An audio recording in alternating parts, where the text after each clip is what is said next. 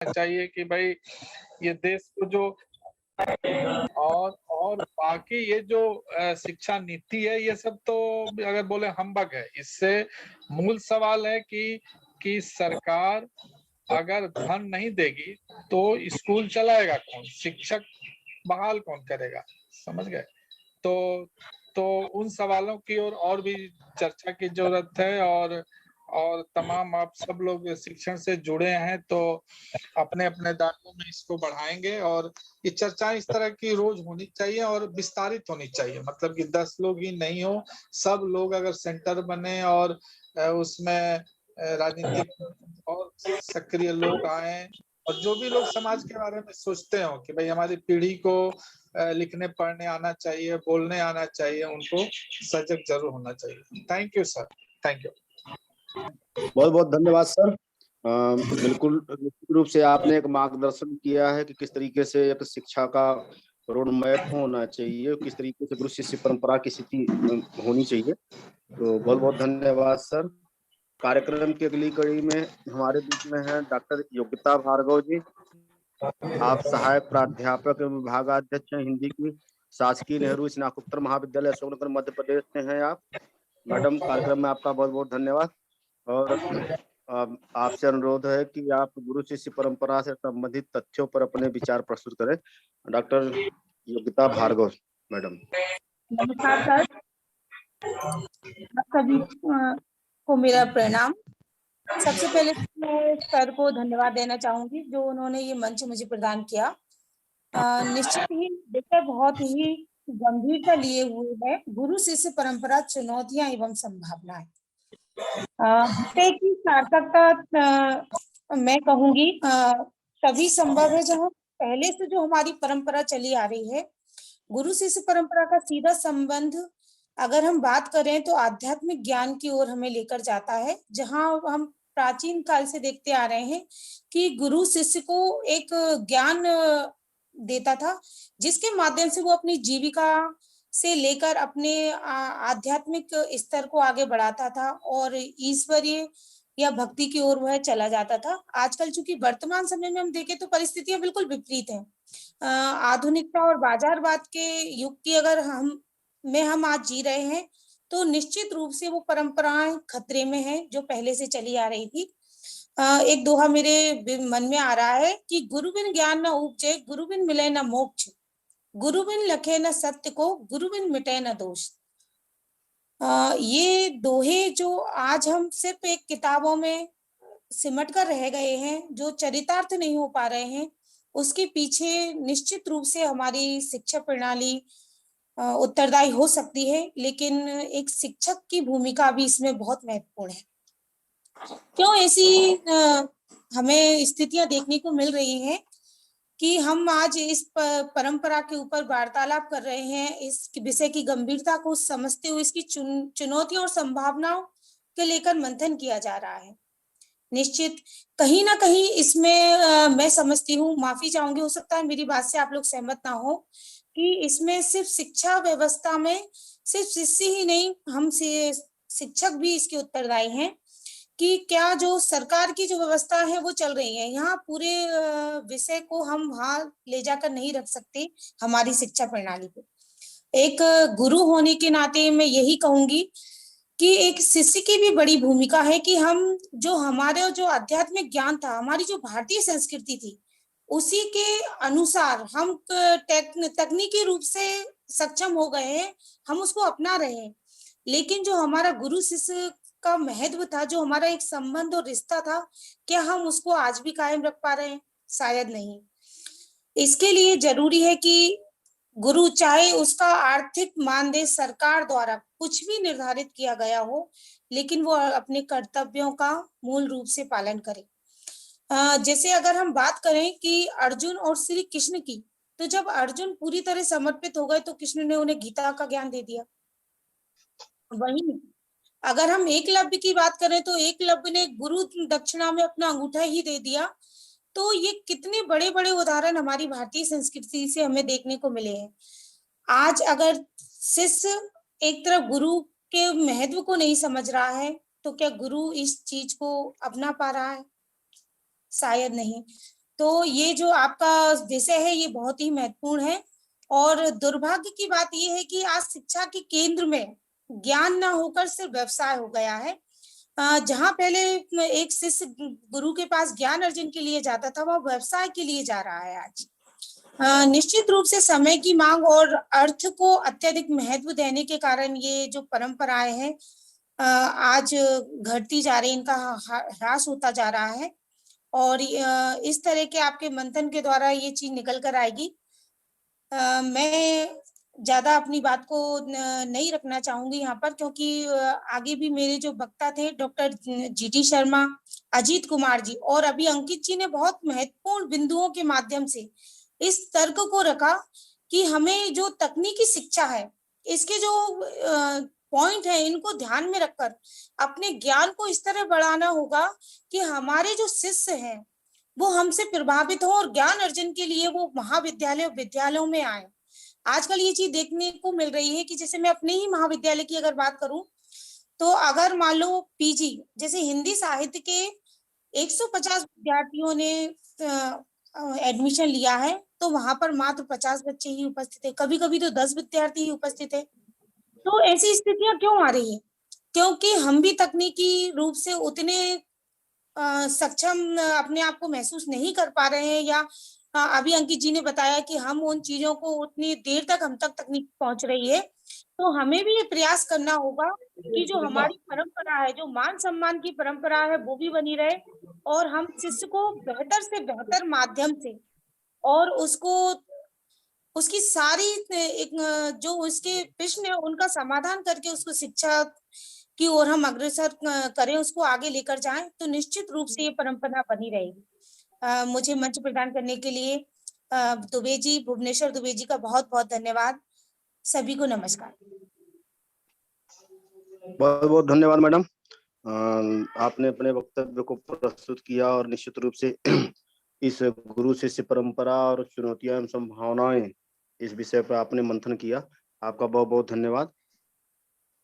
हमारे पास चूंकि नेटवर्किंग समस्या के चलते और कुछ दिक्कतों की वजह से उस तरीके से सुटेबल चीजें नहीं हो पाई जिस तरीके से करना चाह रहे हैं, लेकिन फिर भी आप लोग जुड़े हुए हैं, हमारा उत्साह वर्धन हो रहा है। कार्यक्रम की अगली कड़ी में हमारे बीच में है श्रीमती अलका यतीन्द्र यादव जी। आप हिंदी विभाग छत्तीसगढ़ से हैं और आपसे रिक्वेस्ट है मैडम कि आप अपने वक्तव्य को हमारे समक्ष रखें। अलका यादव यतीन्द्र जी।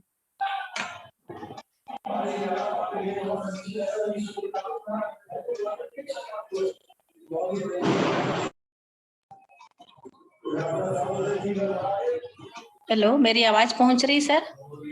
बिल्कुल बिल्कुल, आपकी आवाज आ रही है। धन्यवाद सर। इस आभासी पटल पर उपस्थित सभी विद्वज्जन को मेरा सादर नमस्कार। आज का जो विषय है गुरु शिष्य परंपरा, एक ज्वलंत विषय है और इस कार्यक्रम के जो अध्यक्ष हैं तिवारी सर जी और आयोजक दुबे सर जी का मैं साधुवाद देती हूँ जो इतने अच्छे विषय पर मुझे बोलने का मौका दिया। जो आज का हमारा विषय है गुरु शिष्य परंपरा, तो इसमें देखा जाए तो मेरे को लगता है चुनौतियां शायद ज्यादा है। और जो परंपरा की जैसे हम बात करते हैं तो भारत में जब उच्च शिक्षा केंद्रों की परंपरा की जब हम याद करते हैं तो हमारे ध्यान में प्राचीन नालंदा, तक्षशिला के विश्वविद्यालय का नाम लिया जाता है, जहां प्राचीन काल में सचमुच विस्तरीय शिक्षा दी जाती थी। विश्वविद्यालय में, गुरुकुल में और जो भी शिक्षा के क्षेत्र होते थे वो बहुत ही समृद्ध, जहां पर वेद, योग और अर्थशास्त्र की ही नहीं, जैसे गणित, व्याकरण, आयुर्वेद की विभिन्न शाखाओं में उपलब्ध ग्रंथ से शास्त्र ज्ञान की गुणवत्ता और विस्तार की एक लंबी परंपरा का हमें पता चलता है। इससे मेरे को एक याद आता है, रीति काल के नीति कवि थे जो वृंदा, वो गुरु की महिमा को बहुत ही अद्भुत ढंग से उन्होंने उजागर किया। उनकी जो एक लाइन थी, घन तय त्यों तरु, बेली दल फूल फलन की वृद्धि, यानी घन यानी कि बादल। तो जैसे बादल जब बरसते थे तो उसकी जब कृपा होती थी तो हमको लगता था वो सिर्फ जड़ों पर हो रही है, लेकिन ऐसा नहीं है।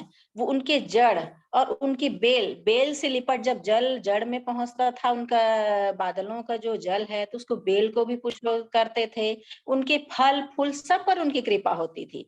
तो ऐसी गुरु की महिमा को भी आज जो हमारी जो वर्तमान शिक्षा प्रणाली है, जो मैं खाली सरकार को, जैसे कि इतने अच्छे योगिता भार्गव जी ने बहुत ही अच्छी बात कही कि हमको खाली सरकार को ही दोष नहीं देना है, हमको भी अपनी योग्यता को उजागर करना है कि हम ऐसे गुरु बने कि खाली हम उनको किताबी ज्ञान ना दें। और जो जीडी शर्मा सर ने भी एक बहुत अच्छी बात कही कि हमको खाली सिलेबस तक ही हमको सीमित नहीं रहना है, उनको हमें एक संस्कार की भी शिक्षा देना है, ताकि जीविकोपार्जन तो आज के समय में बहुत जरूरी है ही, लेकिन जो हमारी प्राचीन भारतीय संस्कृति है उसको भी हमको नहीं भूलना है।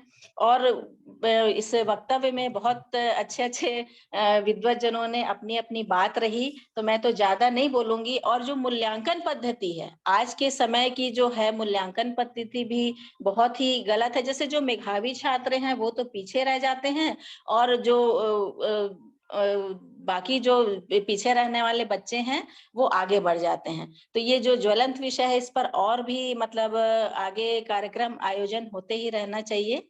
धन्यवाद सर, बस मैं इतना ही बोलूंगी। बहुत बहुत धन्यवाद मैडम। आपने अपने बहुत ही कम समय में महत्वपूर्ण तथ्य पर आपने अपने वक्तव्य को यहाँ पर रखा। कार्यक्रम की अगली कड़ी में हमारे पास है डॉक्टर चंद्रकांत शुक्ला जी, आप विभागाध्यक्ष हिंदी है, श्रीमती धनराजी देवी महिला डिग्री कॉलेज कुराव प्रयागराज से।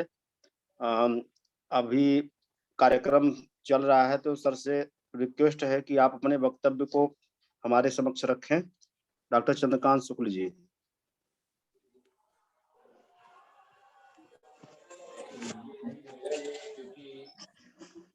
डॉक्टर चंद्रकांत शुक्ल जी सुन पा रहे हैं मेरी आवाज को? आप हैं,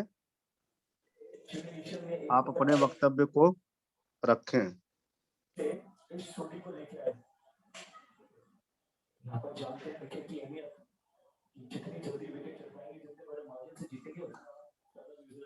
चंद्रकांत शुक्ला जी मुझे सुन पा रहे हैं?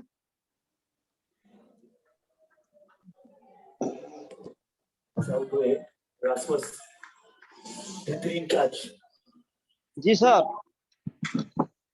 आप अपने वक्तव्य को रखें सर।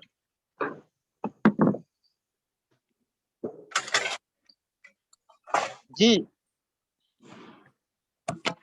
सभी को सादर प्रणाम। हमारी आवाज जा रही है? बिल्कुल आपकी आवाज आ रही। आज के हेलो, हाँ हाँ बोलिए। आपकी आवाज आ रही सर, कंटिन्यूअस। जी जी जी जी जी जी। आज गुरु और शिष्य की जो परंपरा पे आप लोग वक्तव्य रखिए, शायद ये बहुत ही उच्च कोटि का विचार है। और आज के परिवेश में सभी विद्वानों ने शायद ऐसा ही मत दिया है कि आज की परम ही आवश्यकता हो गई, क्योंकि भारत विश्व गुरु था। आज विश्व बंधुत्व की भावना जो थी वो तो अलग बात थी, लेकिन सबसे पहले जो गुरु है, गुरु का चुनाव, और चाहे वो बौद्धिस्ट हो, चाहे जो भी हो, ईसाईयत हो, सभी में गुरु की आवश्यकता थी। लेकिन आज एक विखंडनवाद जो पैदा हुआ, एक जातिवाद की जो धुरी बन गई, ये सबसे बड़ा ही घातक हुआ है गुरु और शिष्य परंपरा के लिए। आज चाहे जो भी, इसके लिए तो जिम्मेदार सबसे गवर्नमेंट है, जो यूजीसी है, जो शिक्षा व्यवस्था है, जो प्राचीन पद्धति थी उसको एकदम छोड़ दिया, दरकिनार कर दिया गया। ये घातक ही सिद्ध होगा भविष्य में। इसके लिए तमाम व्यवस्थाओं का सृजन करना पड़ेगा। इसके लिए बुद्धिजीवियों को आगे आना पड़ेगा। जो आज शांत बैठे हुए हैं उनको जागना पड़ेगा, तब ये पुरानी पद्धति को, और ऐसे ही राष्ट्र का विकास नहीं होगा, नहीं तो ऐसे ही तमाम समस्याओं को देखना पड़ेगा। आज जो स्थिति है, भविष्य को लेकर कितना चिंताग्रस्त होना पड़ेगा कि भविष्य में क्या स्थिति होगी हमारे बच्चों के साथ, समाज के साथ, देश के साथ, राष्ट्र के साथ। इसलिए आज इसमें तो बदलाव, आमूल परिवर्तन होना चाहिए। और एक गोष्ठी तो राष्ट्रीय स्तर, अंतरराष्ट्रीय स्तर पर होनी चाहिए कि आज भारत की गति क्या है। कभी विश्व गुरु था, आज जो गुरु और शिष्य की जो परंपरा है उसमें इतनी दूरी बन गई कि उसको काटना अब लगता है नामुमकिन होगा। पहले के जो गुरु हुआ करते थे वो कभी कल्पना नहीं किए होंगे कि हमारे शिष्यों के बीच में या गुरुओं के बीच में क्या भावना रही होगी। कैसे ये जो दूरी बन गई, इस पे कभी उन्होंने सोचा नहीं होगा कि इस ढंग से होगा। आज तो बड़े बड़े बुद्धिजीवियों ने बहुत ही अच्छा वक्तव्य दिया, बड़ा अच्छा लगा और ये सुन करके इतना आह्लादित हुए कि लगा कि ये संगोष्ठी बहुत ही विस्तृत रूप ले। और सभी विद्वानों का बहुत बहुत सादर धन्यवाद, प्रणाम। बहुत बहुत धन्यवाद सर। और निश्चित रूप से संगोष्ठी तो अनवरत चलती रहेगी और हमारे डॉक्टर तिवारी सर के सानिध्य में कार्यक्रम अध्यक्ष वही हैं, उन्हीं के माध्यम से, उन्हीं के उत्साह से ये कार्यक्रम होता है। हमारे बीच में श्री राजीव ओझा जी, संपादक, समीक्षक और साहित्यकार, प्रदेश अध्यक्ष Purvanchal press club Uttar Pradesh, chairman integrated society of media professionals Uttar Pradesh, अभी हमारे बीच में थे लेकिन कतिपय कारणों से वे इसमें दिखाई नहीं दे रहे हैं। तो अभी बोले हैं कि जुड़ेंगे, चूंकि व्यवधान हुआ। हाँ सर जुड़ गए। तो हमारे बीच में श्री राजीव ओझा सर, आप संपादक समीक्षक हैं और प्रदेश अध्यक्ष पूर्वांचल प्रेस क्लब उत्तर प्रदेश। आप वर्तमान में चेयरमैन हैं integrated society of media professionals Uttar Pradesh में। सर आपका इस कार्यक्रम में बहुत बहुत स्वागत है। और इस कड़ी में जो हमारी एक श्रृंखला चल रही, एक चैनल चल रहा है, उसमें आपका वक्तव्य बहुत आवश्यक होगा, क्योंकि मीडिया कर्मी या मीडिया से संबंधित लोग ही ऐसे हैं जो कि हमारी आवाज को दूर दूर तक ले जाते हैं। और साथ ही आप समीक्षक और आलोचक हैं, तो इससे अच्छी बात क्या हो सकती है, क्योंकि अगर समीक्षा न हो किसी चीज की तो पूरे तथ्य उभर करके सामने नहीं आते। तो इस कड़ी में मैं श्री राजीव ओझा जी से निवेदन करूंगा कि आप सर अपने वक्तव्य से हम सभी को सिंचित करें। श्री राजीव ओझा सर। सर्वप्रथम तो सभी लोगों को दीपोत्सव की हार्दिक बधाई। और भाई भुवनेश्वर जी को विशेष बधाई, अध्यक्षता कर रहे तिवारी जी को भी बधाई। आज का यह जो विषय है, यह विषय अपने आप में बहुत ही सारगर्भित है और इस विषय पर विशद चर्चा की आवश्यकता है। विशद चर्चा की मैं बात करूं तो उसके लिए एक वर्कशॉप आयोजित हो, जिसमें शिक्षाविद हों, मीडिया प्रोफेशनल्स भी हों और खुल करके चर्चा। मैंने बहुत ध्यान पूर्वक सुना है शुरू से लेकर के और लिंक कटने तक। दो महिला वक्ताओं को मैं नहीं सुन पाया। यदि उनकी रिकॉर्डिंग होगी तो प्लीज मुझे आप व्हाट्सएप पे जरूर भेज दीजिएगा। बिल्कुल सर भेजूंगा। रिकॉर्डिंग सबकी है और मैं इसे यूट्यूब पर भी डालता हूं और ग्रुप में भी भेजूंगा, आपको भी भेजूंगा। जी जी। और जहां तक गुरु शिष्य परंपरा की बात है तो चरण चतुर्दिक हुआ है। मैं पांडे बेचन शर्मा उग्र की धरती चुनार से हूं और पांडे बेचन शर्मा उग्र ने पत्रकारों की जो भूमिका तय की, उन्होंने पत्रकारों को शिक्षक भी कहा है और समाज का चिकित्सक भी कहा है। तो आज इसमें कहीं कोई दो राय नहीं है कि हम जिस व्यवस्था में जी रहे हैं, हमारी यह जो मौजूदा सरकार है, इसकी प्राथमिकता में शिक्षा दूर दूर तक नहीं है। विश्वविद्यालयों में आप यदि रिकॉर्ड खंगाल डालें तो शिक्षकों के पद रिक्त हैं, प्रोफेसर्स की नियुक्तियां नहीं हो रही। इनकी प्राथमिकता ये इनके प्रकारेण अपने वोटर क्लास को एड्रेस करना, उनके लिए लोक लुभावनी घोषणाएं करना, कहां से वोट मैनेज हो जाए, कैसे हम सत्ता में बने रहें, यह इनकी प्राथमिकता है। और गुरु परंपरा के ऊपर आज बहुत बड़ी जिम्मेवारी है। जो मौजूदा दौर है, इसमें गुरुजनों को, मीडिया तो हमारी आज देश और समाज को नष्ट करने में जुटी हुई, तो आपके कंधों पर एक बहुत बड़ी जिम्मेदारी है कि समाज को भी जागरूक करना है और आपके सामने जो पेशेगत चुनौतियां हैं, उन पेशेगत चुनौतियों से भी जूझना है। तमाम जो रिक्तियां हैं, आप बात करें यदि प्राथमिक शिक्षा या जूनियर शिक्षा के लेवल पर आप जाएं, तो पढ़ाई छोड़ करके बाकी सब कुछ शिक्षकों को करना पड़ रहा है। इंग्लिश मीडियम स्कूल्स में यह स्थिति है।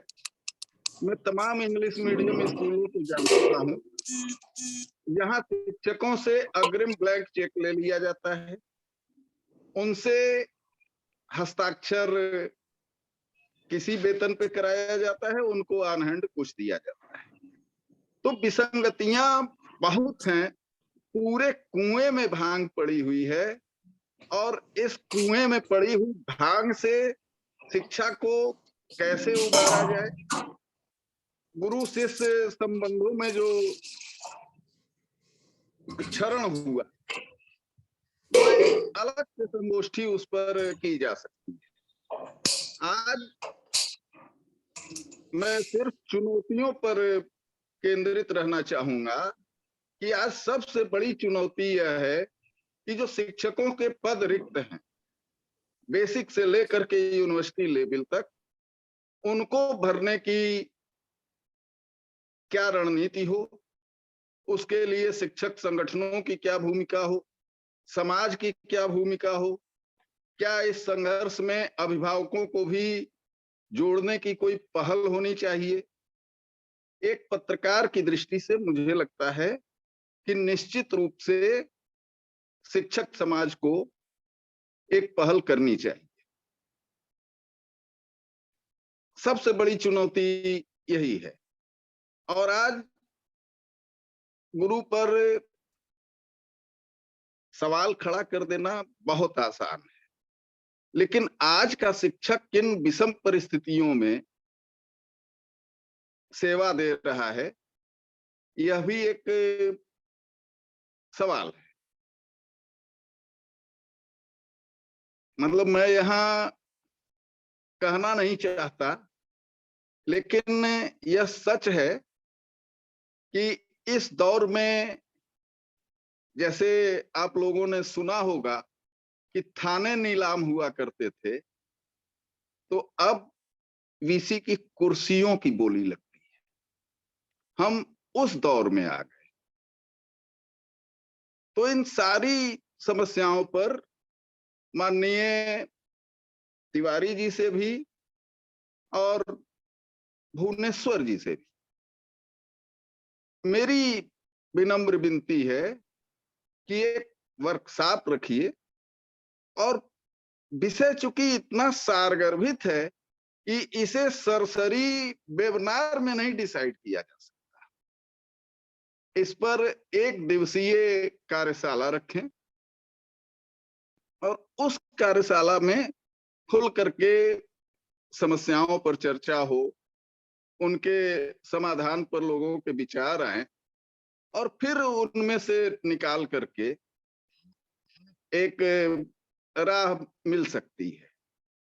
चुनौतियां बहुत हैं और संभावनाएं भी अनंत हैं। प्रोफेसर जीडी शर्मा साहब ने, माननीय कुलपति जी ने कुछ संभावनाएं बताई कि भाई विदेशी भाषाओं की जानकारी आप लें, अपने लेक्चर आप YouTube पर लोड करें, तो इन सारे चीजों पर विचार करने की जरूरत है। और आज बहुत ही सारगर्भित आपका यह वेबिनार रहा, बहुत अच्छे विचार आए। मैंने सुना बाराबंकी की डॉक्टर पूनम जी को, उन्होंने एक संकेत किया उच्च शिक्षा में भ्रष्टाचार और कदाचार का। तो यह रोग नक से लेकर के सिख तक है, बेसिक शिक्षा से लेकर के यूनिवर्सिटी लेवल तक है। और यह रोग आज का नहीं है, यह क्रॉनिक डिजीज है। तो इस क्रॉनिक डिजीज के निराकरण के लिए कम से कम 2 दिन बैठ करके शिक्षाविद मंथन करेंगे, तब जाकर के कोई एक सार्थक समाधान सामने आएगा। और जो भी चुनौतियां हैं, गुरु के अंदर अपार शक्ति है। जो कहा गया कि गुरु ब्रह्मा गुरु विष्णु, तो उस शक्ति को जागृत करने की जरूरत है। वेतन भोगी कर्मचारी से गुरु के रूप में आपको लौटना होगा। समय बहुत हो गया है। मैं आप सभी लोगों को हृदय से धन्यवाद देता हूं, और खास करके हमारे परम स्नेही डॉक्टर भुवनेश्वर द्विवेदी जी को, अध्यक्षता कर रहे आदरणीय तिवारी जी को, और इस वेबिनार में प्रतिभाग कर रही आधी आबादी को विशेष रूप से मैं धन्यवाद देना चाहूंगा। मेघालय यूनिवर्सिटी के उदार मना कुलपति प्रोफेसर जीडी शर्मा साहब को भी मैं धन्यवाद देना चाहूंगा। और आज के इस सफल सारस्वत यज्ञ की यह जो आपने एक ज्योति जलाई है, यह निरंतर जलती रहे। और मेरा जो एक सुझाव है, उस पर आप लोग आपस में तय करके मुझे बताइएगा। मेरे लायक जो भी आप लोग जिम्मेवारी तय करेंगे, उसका निर्वहन करने की मैं कोशिश करूंगा। आप सभी को सादर प्रणाम। भुवनेश्वर जी, आपको पुनः धन्यवाद। आपका यह वेबिनार 100% सफल वेबिनार। धन्यवाद। बहुत बहुत धन्यवाद सर। आपका वक्तव्य सारगर्भित वक्तव्य और आपका सुझाव हमारे लिए बहुत ही बेहतरीन है, बहुत ही महत्वपूर्ण है। निश्चित रूप से हम जिस चीज की आपने चर्चा की है कि एक वर्कशॉप का आयोजन किया जाए, तो अपने कार्यक्रम अध्यक्ष डॉक्टर रामनाथ तिवारी सर से इस बारे में डिस्कशन करके और निश्चित रूप से ये कार्यक्रम करवाएंगे। ऐसी हम लोगों की एक वो है। और निश्चित रूप से आपने कुछ बिंदुओं पर बहुत महत्वपूर्ण प्रकाश डाला है, जो कि हमारे लिए अनुकरणीय है। इसीलिए वैचारिकता होनी जरूरी होती है, ताकि तमाम तरह की प्रवृत्तियां या चित्तवृत्तियां हमारे समक्ष आए और हम उन चुनौतियों का सामना करने में सक्षम हैं जो कहीं न कहीं हमें समस्या ग्रसित कर रही हैं। शिक्षा व्यवस्था में आई हुई चुनौतियों से ग्रसित सभी हैं, सिर्फ एक व्यक्ति विशेष नहीं है, बल्कि संस्थान क्या पूरा देश उससे संबंधित है। और किसी न किसी को आगे तो बढ़ना ही है। तो निश्चित रूप से अगर हम ये प्रयास करते हैं, तो हमें अपना सौभाग्य ही समझना चाहिए और उससे बिल्कुल अलग नहीं होना चाहिए। और मैं सभी से आग्रह करता हूं कि आप लोग हमेशा जुड़े रहें। मैं राजीव ओझा सर से हमेशा ही इस संबंध में चर्चा करता रहूंगा। कहा कीजिए आप। हाँ, और सर एक चीज जी का और योग्यता भार्गव जी का, और जिनको मैं नहीं सुन पाया, जी, उनकी यदि रिकॉर्डिंग होगी तो भेज दीजिएगा। नहीं, बिल्कुल भेजूंगा सर। और मैं प्रोफेसर जीडी शर्मा सर को अच्छी तरीके से सुन नहीं पाया हूँ, अन्य कार्यक्रमों में उनको लाना बहुत जरूरी है। अब ये आपकी वो है, आप थोड़ा सा मदद करेंगे तो निश्चित रूप से आएंगे। और मुझे बहुत अच्छा लगा कि वे उपस्थित हुए और उनका वक्तव्य से थोड़ा सा मैं वंचित रह गया, क्योंकि नेटवर्किंग जुड़े हैं समस्या और वो बहुत सज्जन व्यक्ति, जी जी जी जी। बहुत तो सज्जन व्यक्ति। कार्यक्रम की इस व्यवस्था को आगे बढ़ाते हुए हमारे बीच में हमारे कार्यक्रम अध्यक्ष डॉक्टर रामनारायण तिवारी सर हैं। एक परिचय के रूप में आप लोगों को बता देना चाहता हूं, तिवारी सर अंग्रेजी डिपार्टमेंट से हैं और गाजीपुर पीजी कॉलेज से हैं।